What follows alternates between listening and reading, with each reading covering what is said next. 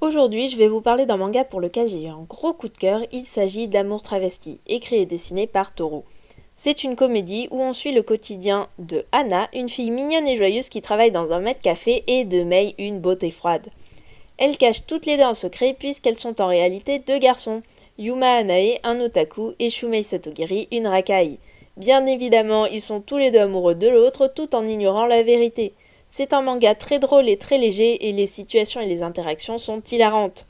Viennent s'ajouter aux protagonistes d'autres personnages très attachants et perspicaces avec chacun leur personnalité. Il y a actuellement 3 tomes de sortie disponibles gratuitement. Aujourd'hui, je vais vous parler d'un anime que j'ai découvert il y a peu. Il s'agit de Burning Kabaddi, tiré du manga de Musashino Hajime. C'est un anime de 2021 qui compte 12 épisodes sur ce sport peu connu qu'est le kabaddi.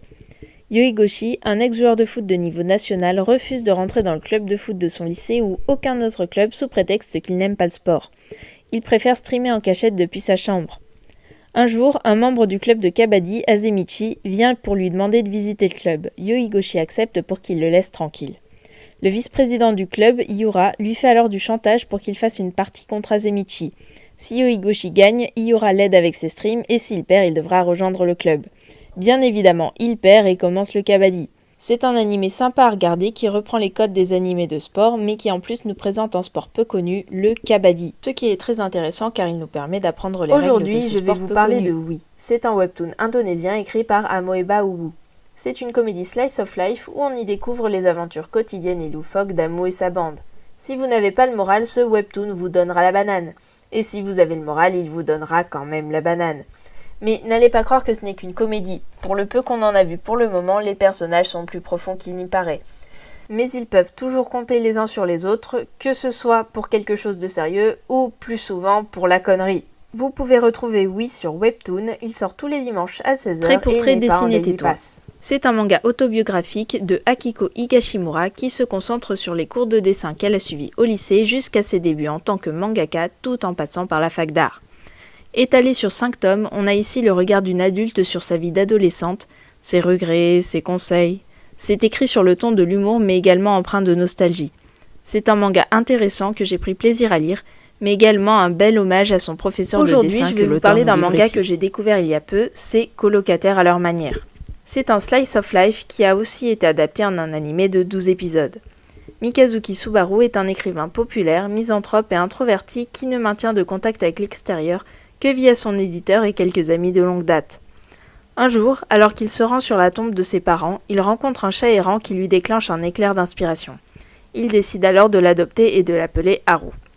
On va suivre leur quotidien, tantôt du point de vue de Subaru qui ne comprend pas le comportement de son chat, tantôt du point de vue de Haru qui, bien qu'elle ne le comprenne pas, fera tout pour protéger son maître. C'est un manga que j'ai trouvé très émouvant plutôt que drôle.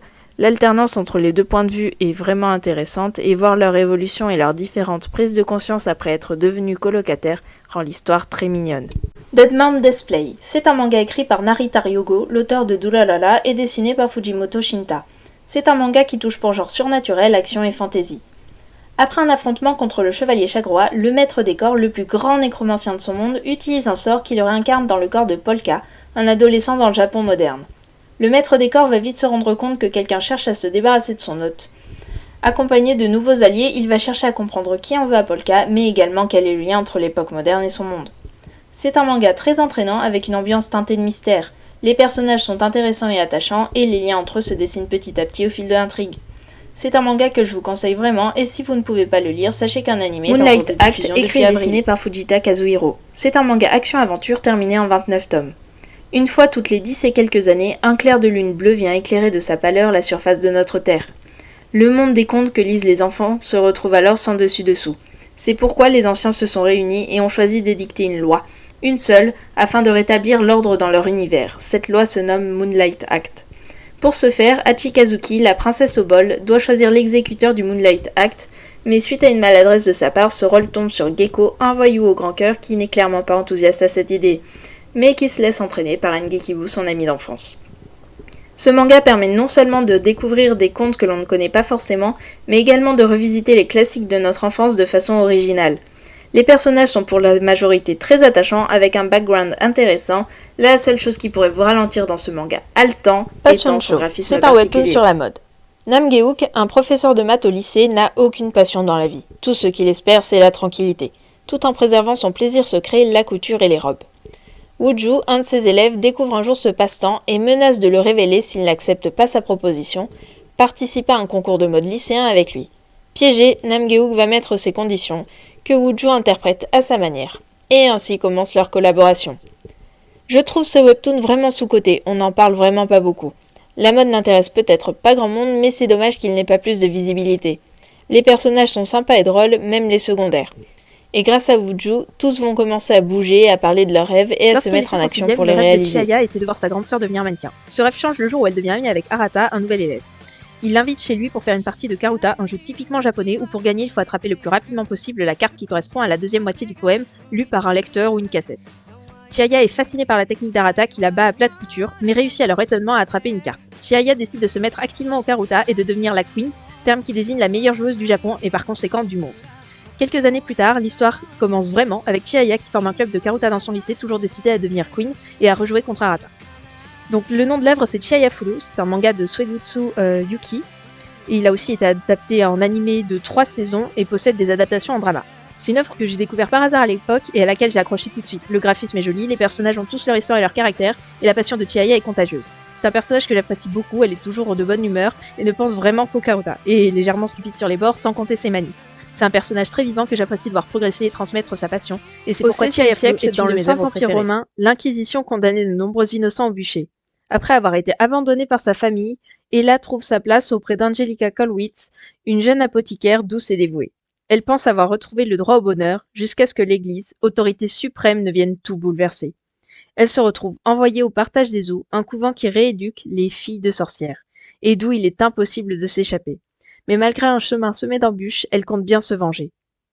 Le nom de cette œuvre c'est Le Couvent des damnés, c'est un manga fini en 6 tomes qui touche pour genre médiéval, religion, sorcellerie et vengeance.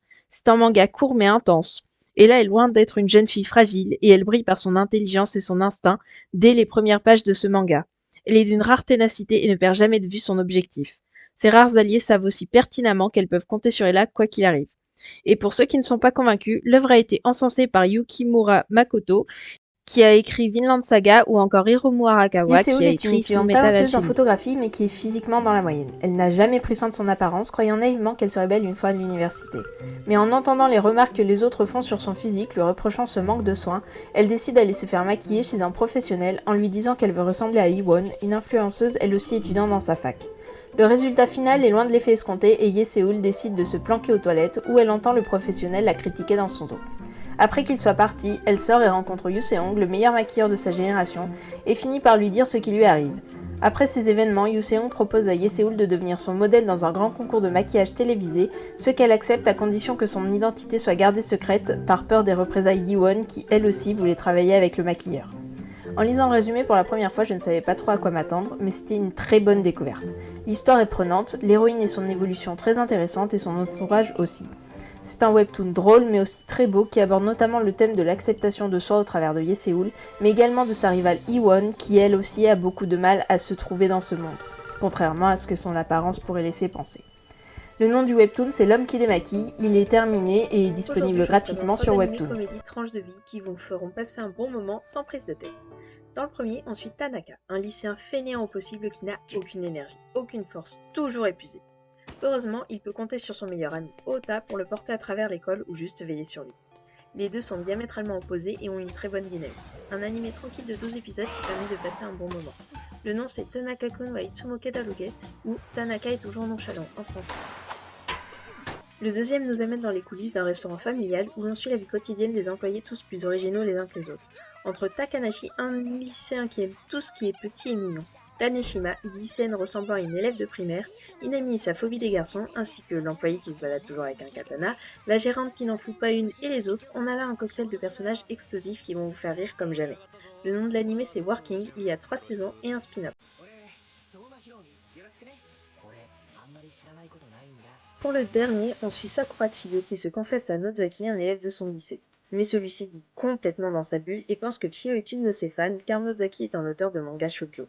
Cette incompréhension pousse Nozaki à recruter Chiyo comme assistante pour qu'elle encre ses planches. Et la jeune fille va alors pouvoir se rapprocher de lui et devenir amie avec les autres assistants de Nozaki, qui sont aussi dans son lycée, tout en l'aidant à trouver des idées de scénarios sur son manga.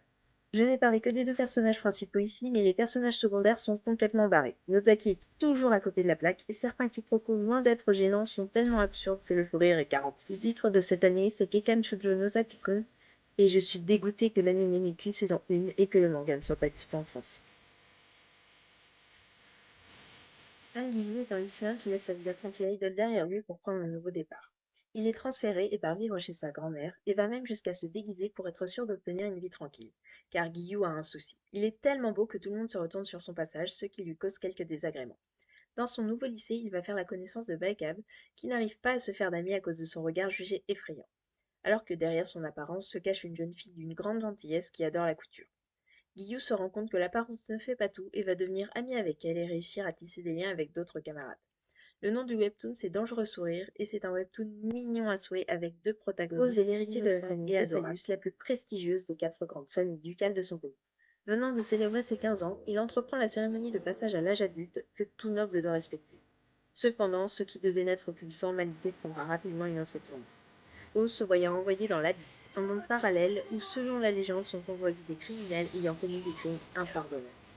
Coopérant avec Birabit, une chaîne, nom donné aux habitants de ce monde, il entreprend de retourner dans son monde. C'est ainsi que commence sa longue quête de réponses, notamment sur son soi-disant crime qui pourrait finalement être plus lié qu'il ne le pense au souvenir perdu de Birabit, autrement appelé Alice. Accompagné de celle-ci ainsi que Gil, son fidèle serviteur, et plusieurs autres alliés importants, le jeune homme va tenter de découvrir la vérité sur les mystères de son monde, en particulier sur une tragédie vieille d'un siècle. Cet anime reprend plusieurs noms d'Alice au Pays des Merveilles, mais l'intrigue n'a rien à voir. Si l'anime est simple et sympa à regarder, le manga va beaucoup plus loin avec une histoire complexe et pleine de mystères. Suite à la mort d'un enseignant victime d'un élève violent, la loi de protection des enseignants est mise en place. Depuis que ces derniers n'ont plus droit au châtiment corporel, les élèves se croient tout permis. Dans ce chaos intervient le CPU Nawachin, mandaté par le ministre de l'Éducation en personne pour régler les problèmes des délinquants dans les écoles. Et pour ce faire, tout est permis. Violence, humiliation, tout ce qui permet aux tortionnaires de comprendre à quel point ils sont ridicules et le mal qu'ils ont pu causer. Le webtoon, c'est une éducation irréprochable ou True Education. Yona est une princesse qui a grandi dans l'insouciance. Mais le jour de son 16e anniversaire, elle voit son cousin et amour secret Suwon tuer son père. Elle s'enfuit alors avec son garde du corps, Ak, garde de la tribu du vent. Après ce coup dur, elle se relève et décide d'aller de l'avant afin d'en apprendre davantage sur son pays et récupérer son trône. Pour ce faire, elle partira à la recherche des 4 dragons. Le nom de l'anime, c'est Akatsuki no Yona ou Yona, princesse de l'aube.